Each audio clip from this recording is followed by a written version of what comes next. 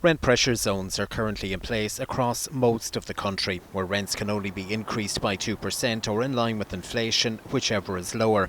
The legislation was first introduced in 2016 to try and control the spiralling costs being faced by tenants.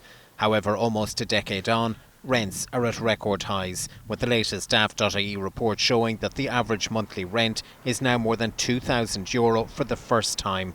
Today the government is announcing sweeping changes to the RPZ system, which it says will help ramp up supply while protecting renters. We do desperately need additional supply.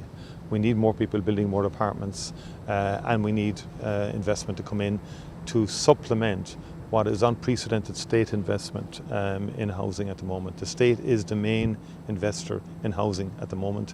That's not sustainable into the medium term, and so measures have to be taken to bring private sector investment in.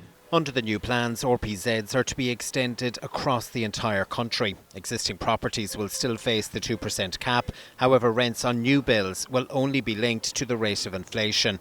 Large landlords, those who have 4 properties or more, will be banned from implementing no-fault evictions and will only be able to make changes to the rent if the tenant leaves the property voluntarily. Opposition parties have criticised the move. I think the opposition are a bit confused as to what they're against. I think the opposition are seeing a government that's trying to bring forward greater protection for renters. It's trying to bring forward a national rent pressure zone, effectively, and we're trying to bring in place a no-fault eviction ban.